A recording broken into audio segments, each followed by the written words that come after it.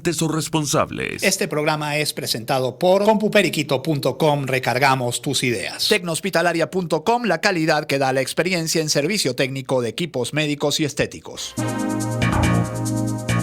Informe RCR presenta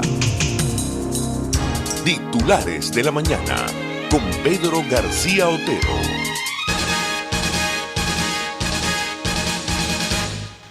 Morela, la mujer que estuvo 31 años raptada por el gordo Matías en Maracay. Por más de 3 décadas, nos dice la nota que firma Johanna Marra, la víctima de 49 años estuvo sometida y bajo amenaza de muerte por Matías Enrique Salazar Moure en un apartamento del conjunto residencial Los Mangos, Aragua. Luego de que ella escapara, se conoció que 3 mujeres más también estaban en cautiverio, entre ellas la esposa de Salazar, que tenía 32 años desaparecida. Este apellido Moure es un apellido gallego, por cierto. La vida de Morela se detuvo el 23 de diciembre de 1988. Imagínense cuánto ha llovido desde entonces. Ese día su novio Matías Enrique Salazar Moure, de 23 años, para entonces la raptó. Le propuso huir de su familia bajo la excusa de que no la aceptaban, y una vez se encontraron en el terminal de Valencia, Carabobo la amenazó. Morela pasó 31 años encerrada en un apartamento del piso 4 de la Torre C en el conjunto residencial Los Mangos, en la avenida Constitución de Maracay. No podía ver la luz del día ni asomarse a la ventana. Estuvo más de 3 décadas en oscuridad, oyendo la radio y viendo canales regionales en la televisión. Por cierto, el hombre tiene bastante aspecto, sí, de español, de europeo. El apartamento no tenía zócates. Cuando se ocultaba el sol quedaba a oscuras, las cortinas eran gruesas, no podía hacer ruido, y las pocas veces que los vecinos escucharon algo, Matías respondió que era la señora de la limpieza. Su captor, conocido por los vecinos como el gordo Matías, no vivía con ella, la visitaba para darle de comer un menú que en todo ese tiempo no varió: arroz, huevos o lentejas, para abusar sexualmente de ella, amenazarlo o propinarle severas golpizas. Si no accedía a tener sexo con él, la privaba de agua o alimentos. Morela comenzó su relación con Matías cuando tenía 17 años y él 23. La joven apenas había culminado el bachillerato. Su familia no lo quería porque ya se había mostrado agresivo. Un año después, él le propuso irse de Valencia con la excusa de luchar por su amor. Llegaron a un hotel del estado Aragua y bajo amenazas de muerte. Al poco tiempo la llevó a otro, donde permaneció entre 6 y 8 meses, pero para no levantar sospechas, la trasladó a una vivienda en el barrio La Coromoto y luego a otra en el sector Los Amanes. 18 años lo pasó en Los Mangos. La golpeaba mucho, la amenazaba y la traumatizó tanto que ella tenía miedo de levantarse. En 2 oportunidades él dejó unas llaves que no eran las del apartamento y ella intentó abrir la puerta, pero al regresar se dio cuenta y las golpizas fueron brutales. Ella tenía miedo de hacer cualquier cosa y que él la matara, contó a Crónica 1 Óscar Hernández, sobrino de la víctima. El 24 de enero de 2020, Morela, de 49 años, volvió a ver unas llaves en el apartamento mientras Matías no estaba. Probó en la cerradura y, a diferencia de las oportunidades anteriores, estas sí abrieron. Escapó. Caminó durante 2 horas. Su ruta, aunque desconocida, era muy clara: el Instituto de la Mujer del Estado Aragua. En una de las tantas veces que pasó el día escuchando radio, prestó atención a un programa de violencia contra la mujer y grabó en su mente el nombre de esa institución. Relató su vida de terror a 2 funcionarias del instituto. Se omiten sus nombres por petición de los afectados, pero no le creyeron. Sin embargo, otra trabajadora del ente la escuchó con atención y se dio cuenta de que no mentía. La ayudó, la llevó a su casa y remitió el caso al Ministerio Público. Pobre mujer, pobre Morela, 30 años en cautiverio, y cuando por fin logra escapar, resulta que las empleadas, funcionarias del Instituto de la Mujer, 2 de ellas no le creen.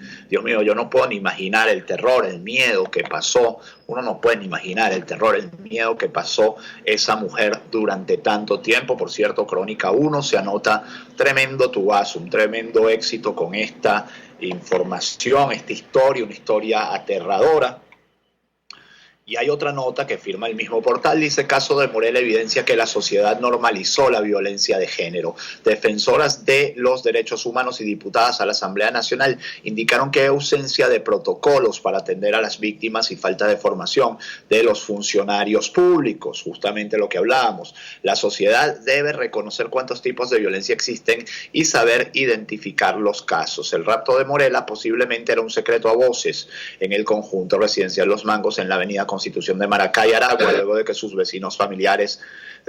familiares publicaran el caso por las redes sociales, recibieron mensajes privados de vecinos que lo sospechaban. Siempre se dijo que el gordo Matías tenía secuestrada a una mujer. La mujer estuvo raptada durante 31 años dentro de un apartamento en el piso 4 de la Torre C.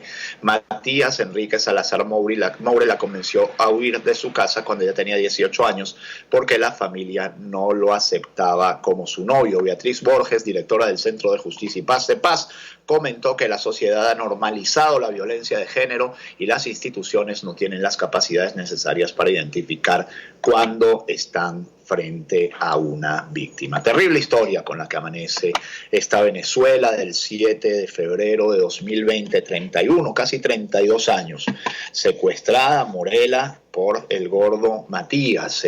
La situación realmente, es una historia particular, pero no implica que no se pueda estar repitiendo en muchas otras zonas, en muchas otras ciudades de este país, en muchos otros hogares. Así que si ustedes, por favor, gente trabajadora que me puede estar escuchando a esta hora, gente madrugadora que me puede estar escuchando a esta hora, tiene alguna sospecha, póngase de acuerdo con sus vecinos y formalicen la denuncia. Porque si alguien hubiera tenido la valentía de denunciar lo que pasaba en casa de Morela, de tratar de enterarse de lo que pasaba en casa de Morela, pues probablemente su cautiverio, su desgracia, su martirio, su calvario hubiera durado mucho menos tiempo. Estos titulares de la mañana de RCR 750M. Trabajaremos para ustedes en esta media hora. Jaime Nestares en la dirección de la estación, Maridia García en la producción, Jackson Vargas en la coordinación de información, César Arteaga en los controles. Quienes habla, Pedro García Otero. Volveremos, como siempre digo, a hacer RCR 750M tan pronto como regrese la democracia a Venezuela. Por ahora, mil gracias a ustedes por estar allí atentos a nosotros en los medios electrónicos. Guaidó puso punto final a su gira, logramos derrotar políticamente a un dictador, entonces uno presume que en las próximas horas Guaidó estará de regreso en Venezuela. El presidente encargado, Juan Guaidó, y esto lo dice Caraota Digital, culminó su agenda de reuniones este jueves en Estados Unidos tras conversar con el secretario general de la ONU, Luis Almagro, en Washington. A su salida del encuentro, el jefe del Parlamento hizo un balance de su gira internacional. Es una gira que está llegando a su final y que ha demostrado que Venezuela resistió. Logramos derrotar políticamente a un dictador. Es inevitable que suceda el cambio, no solo por el respaldo popular y del mundo, también porque tomaremos acciones conjuntas, expresó Guaidó, quien aprovechó para agradecer la atención y el apoyo que recibió de las naciones aliadas con miras a restablecer la democracia. Recalcó que el país sigue trabajando por salvar su dignidad y eso lo vimos en el Congreso de Estados Unidos cuando los dos partidos aplaudieron nuestra lucha. Insistió en que el objetivo de su periplo fue buscar acciones para frenar la destrucción de nuestro Amazonas. En tal sentido, reiteró la propuesta de calificar todo el comercio ilegal de minerales como oro de sangre para evitar el financiamiento de Maduro. Indicó que ya están preparando la logística para regresar a Venezuela, pese a los riesgos que correrían ante la amenaza de la dictadura. Nos vamos a movilizar a Venezuela en los próximos días. Hay riesgos, pero no es diferente a los riesgos que corren Rubén González, Gilbert Caro, Ismael León. No es diferente al riesgo de los venezolanos americanos detenidos, a las madres que luchan por alimentar a sus hijos. Asumo el riesgo por Venezuela y por eso regresamos al país, y esta mención a los venezolanos americanos detenidos no es casual, porque fíjense ustedes que está el tema de lo que llaman los Citgo Six, los 6 de Citgo, ya vamos a estar hablando de él. Estados Unidos, mientras tanto, advierte a Venezuela de consecuencias si Guaidó no regresa de manera segura. Estamos muy preocupados por eso y esperamos que regrese con seguridad, dijo Elliot Abrams este jueves 6 de febrero a periodistas. Estados Unidos advirtió el jueves al gobierno de Nicolás Maduro en Venezuela que habrá consecuencias, si el líder opositor Juan Guaidó no puede regresar de manera segura al país luego de su visita a Washington en el marco de una gira internacional. Esperamos que pueda regresar sin ser molestado y esperamos que el régimen haga el cálculo, especialmente después de este viaje, de que el apoyo a Guaidó es fuerte y cualquier acción en su contra se convertiría en un error para el régimen, dijo Elliot Abrams, el representante especial de Estados Unidos para Venezuela. Estamos muy preocupados por eso y esperamos que regrese con seguridad, dijo a los periodistas. Cuando se pidió que explicara qué haría Estados Unidos en caso contrario, Abrams se limitó a decir: estamos preparados. Mientras tanto, AFP dice encarcelan de nuevo en Venezuela exdirectivos petroleros cuya liberación reclama Estados Unidos. Fíjense, los rusos también juegan, ya vamos a hablar de los rusos también. Los detenidos son acusados de peculado doloso, lavado de dinero y asociación para delinquir, entre otros delitos. Juegan con sus armas, por cierto. No estoy hablando de los rusos literalmente, estoy hablando del régimen de Nicolás Maduro, que bueno, no es casualidad que en este momento vuelvan a encarcelar a lo que llaman los gringos en Estados Unidos, lo que llaman en Estados Unidos los Citgo Six, los 6 de Citgo. 6 directivos petroleros, 5 de ellos con doble nacionalidad venezolana y estadounidense, fueron encarcelados nuevamente por las autoridades venezolanas casi 2 meses después de recibir arresto domiciliario, denunciaron este jueves 6 de febrero sus familiares y una ONG. Según esas versiones, la noche del miércoles, agentes del Servicio de Inteligencia SEBIN se llevaron de sus viviendas a los antiguos ejecutivos del refinador Citgo, filial en Estados Unidos de la estatal venezolana PDVSA, y los recluyeron en la sede del organismo en Caracas. Creemos que están detenidos en la prisión del Helicoide. Condenamos esta acción cruel e indefendible y exigimos que su larga detención llegue a su fin y que se les permita salir de Venezuela, dijo a periodistas Elliot Abrams, representante especial de Estados Unidos para Venezuela. Sobre este tema también habló, y voy a leer la patilla, Rick Scott, y dijo: habrá severas consecuencias si algún estadounidense es perjudicado en Venezuela. Rick Scott, senador de Estados Unidos por el estado de Florida, le advirtió a Nicolás Maduro y sus matones que habrá severas consecuencias si algún estadounidense es perjudicado en Venezuela. Esto a propósito de los informes sobre la aprehensión a directivos de Citgo horas después del encuentro entre el presidente encargado de Venezuela, Juan Guaidó, y Donald Trump. Haremos todo lo posible para proteger a nuestros ciudadanos y defender la libertad y la democracia en Venezuela. Estamos mirando, dijo Rick Scott. En tanto, Guaidó y Pompeo dicen ejerceremos más presión y más medidas. Indicó que con Pompeo se le hizo seguimiento a los acuerdos realizados en la cumbre antiterrorista el 20 de enero en Colombia. Hemos construido capacidades, sin duda, dijo Guaidó, pero este año debe ser de los venezolanos para lograr nuestras metas y tendremos importantes anuncios, expresó al comenzar el primer encuentro con el administrador de la agencia USAID, Mark Green. En tanto, Sergei Lavrov llegará hoy a Venezuela, hablando de que los rusos también juegan, como les decía. Moscú también juega en este tablero diplomático. Lamentablemente, el que no juega nada o casi nada es Venezuela, porque nuestra capacidad, nuestra soberanía se ha visto severamente limitada como consecuencia de nuestra pérdida de independencia política, financiera. Bueno, las consecuencias de tener un régimen alocado durante 20 años en el poder son estas. Venezuela es hoy un país pues intervenido por todas partes, lamentablemente. Lavrov niega viajar a Venezuela, y esto lo dice Panorama, para facilitar la salida de Maduro. Es interesante que se vea obligado a aclarar esto. Para uno que ve la política todos los días, estaba muy claro que ese no era el objetivo de la visita de Lavrov, pero es interesante que Lavrov se vea combinado a aclarar este punto. No tenemos ninguna propuesta, no traemos ninguna propuesta, respetamos a nuestros socios, aseguró Lavrov al ser cuestionado al respecto durante una conferencia de prensa en Ciudad de México. El ministro de Exteriores ruso, Sergei Lavrov, dijo este jueves que Rusia mantiene su apuesta porque en Venezuela haya un diálogo nacional sin condiciones previas. Imagínense ustedes, eso es lo mismo que pide Maduro, sentarse en una mesa de café a hablar, no sé, sobre el Real Madrid y el Barcelona, que quedaron eliminados ayer en la Copa del Rey, cosas así, sobre Kobe Bryant, yo qué sé. Eso no es una tontería, o sea, aquí no hay nada que dialogar que no tenga que llevar a una solución política. Para terminar con la crisis en que está sumida, y rechazó que en la gira que realiza por Latinoamérica venga con algún tipo de oferta para facilitar la salida del presidente Nicolás Maduro, aunque si la llevara, y esto hay que decirlo con toda responsabilidad, tampoco lo diría. No traemos ninguna propuesta, respetamos a nuestros socios, aseguró el ser cuestionado al respecto durante una conferencia de prensa en Ciudad de México, una de las escalas de su gira latinoamericana que primero lo llevó a Caracas y a La Habana y que terminará en Caracas. Hoy es un día para estar muy pendiente de los actos, las reuniones y las palabras de Sergei Lavrov.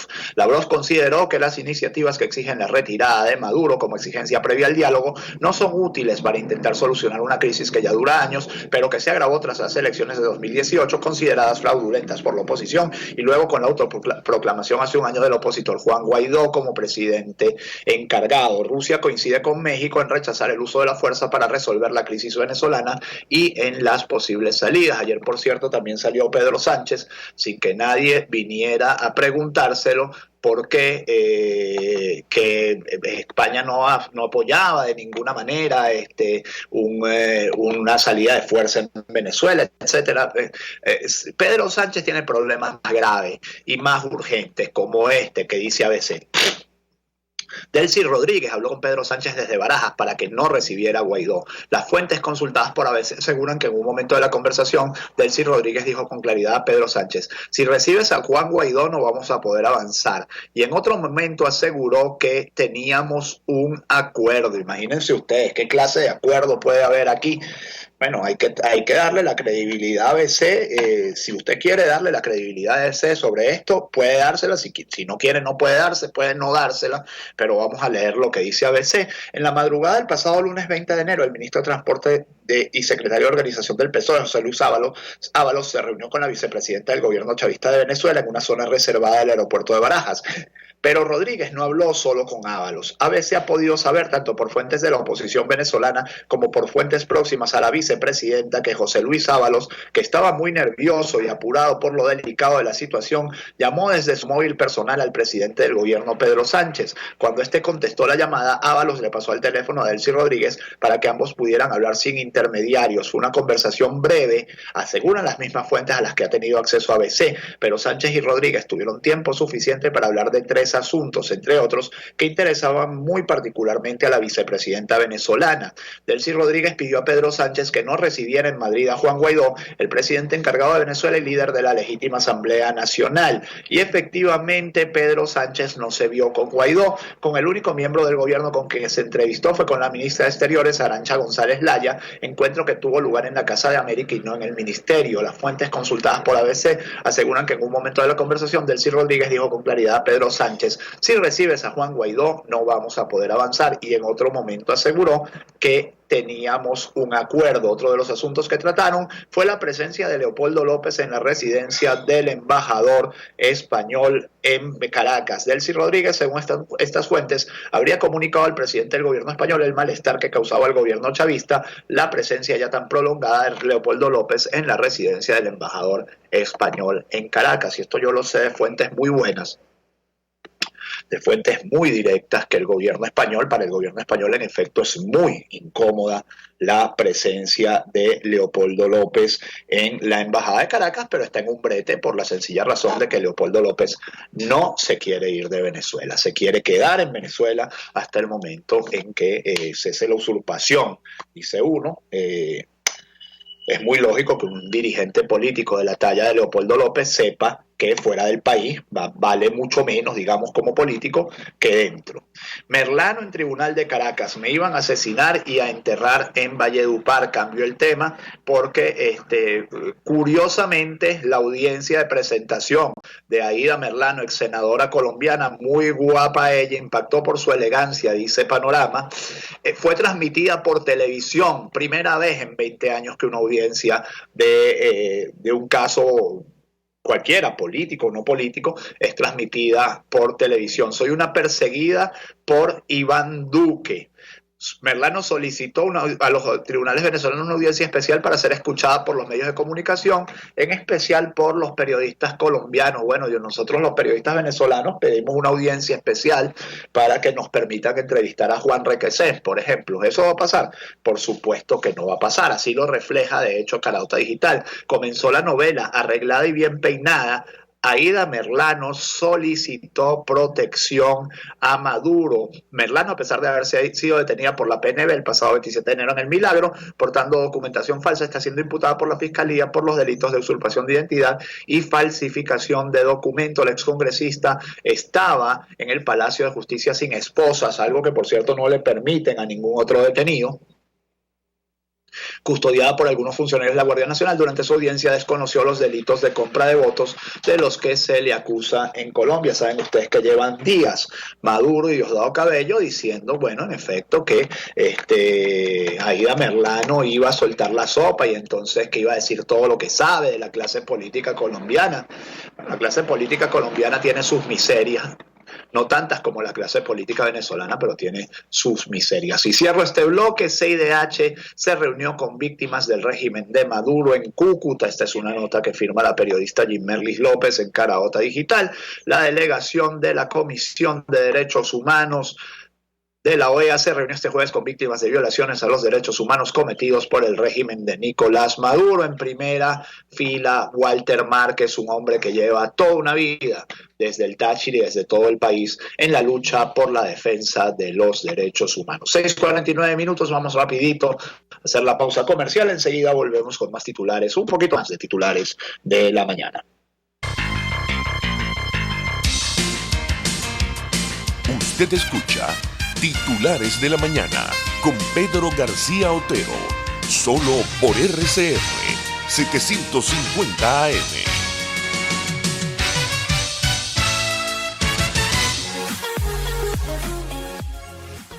Compu Periquito, recargamos tus ideas. Compu Periquito es la recarga de tóner y cartuchos más económica del país. Delivery sin costo, garantía sobre todas nuestras recargas. En la avenida Fuerzas Armadas, esquina San Miguel, frente a la estación Panteón del Bus Caracas. Teléfonos 0212-551-9450 y 0424-243-2949. Tus impresoras pueden volver a funcionar este año 2020 en Compu Periquito. Recargamos tus ideas. Y si lo que andas buscando es que los electrodomésticos de tu casa, de tu empresa, funcionen, vuelvan a funcionar o funcionen como si estuvieran nuevos, te recomendamos Tecnieléctrico, dando soluciones. Tecnieléctrico es mantenimiento preventivo y correctivo de equipos de aire acondicionado, de refrigeración, de neveras, de microondas, de cocinas, de televisores, equipos de DirecTV, de codificadores de DirecTV. Te hacemos el servicio también para que puedas volver a ver tu DirecTV chévere como siempre. Tecnieléctrico está en la avenida El Paseo de los Rosales, número 19,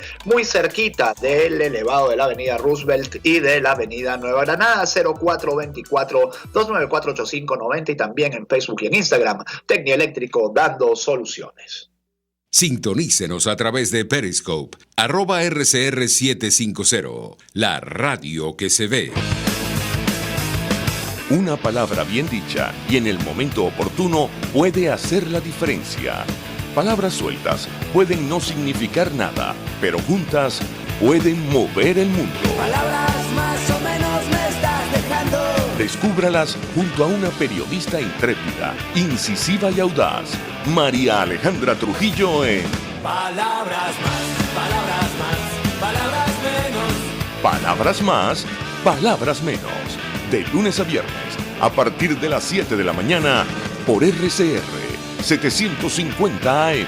Palabras más, palabras más, palabras menos.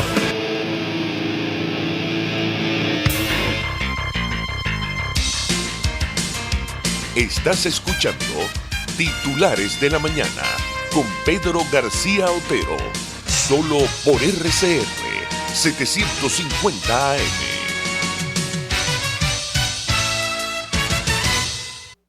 Tres minutos, principal titular del diario 2001, 3 minutos para leerles titulares. Maduro anuncia entrega del bono Patria Digna. Mandatario aseguró que el nuevo beneficio comenzó a caer desde ayer, aunque sin especificar el monto. Informó sobre la incorporación de 200.000 familias más a la Gran Misión Hogares y el mejoramiento de la atención a todas las parentelas. Ordenó combatir el burocratismo. Ahora le dio por ahí, ahora se dio cuenta que su gobierno tiene algunos errores, pequeñitos, tonterías. Motín en Alayón dejó varios muertos. La riña, que se extendió por varias horas, se habría originado por el control del centro penitenciario. De forma extraoficial se pudo conocer que durante el enfrentamiento fue acribillado y decapitado el plan del centro de reclusión conocido como El Tillico. Resulta que, bueno, los presos se caen a plomo en las cárceles por el control de las cárceles. Eso es una de las tallitas que tiene el régimen de Maduro. Detallitos ahí. Cruz Roja venezolana afirma que llegaron al país 42 toneladas de ayuda humanitaria. Aeropuerto Internacional de Maiquetía se mantiene de bajo perfil con respecto al coronavirus. Por cierto, hay titular del diario Caribazo que impacta porque es preocupante. Confirman 11 casos de coronavirus en Estados Unidos. De los 11 casos confirmados, se encuentran los 2 primeros casos de transmisión de persona a persona del virus en el país. Sigo leyendo. DGCIM detuvo a 2 trabajadores de Planta Casima por exigir salario digno. Planta Casima, saben ustedes, está en Guayana. Era lo que anteriormente creo que se llamaba Stabiliton BHP. Era una empresa australiana que producía y, generaba impuestos, generaba buenos empleos. Bueno, era el socialismo. Y entonces se llevan detenidos a la gente cuando exige un salario que tampoco puede ganar, porque resulta que si tú no produces, si no se produce, ¿qué gana la gente? ¿Qué se puede repartir si no se produce? Bueno, nada, la amarga verdad que nos está dejando el socialismo, sobre todo estos sindicalistas que aplaudían cuando nacionalizaban las plantas, ¿no? Y para terminar, muere Popeye, ex jefe de sicarios de Pablo Escobar. John Jairo Velázquez Vázquez murió la madrugada este jueves debido a un cáncer de estómago. Tenía 54 años. Es el extraño caso de que un hombre que a hierro mata, a Popeye se les indicaban más de 3.000 homicidios, pues murió en su cama, murió en una cárcel en realidad, pero bueno, no murió con muerte violenta. Eso de que quien a hierro mata, a hierro muere, no se aplicó en el caso de Popeye. Hasta aquí, titulares de la mañana de RCR 750M. Nos veremos ya el lunes, si Dios quiere, que este fin de semana y que este día sea todo lo que ustedes esperan de ellos. Nos encontramos nuevamente, ya les digo, en 2 días. Chao. Informe RCR presentó Titulares de la Mañana con Pedro García Otero. Este programa fue presentado por compuperiquito.com. Recargamos tus ideas. Tecnohospitalaria.com, la calidad que da la experiencia en servicio técnico de equipos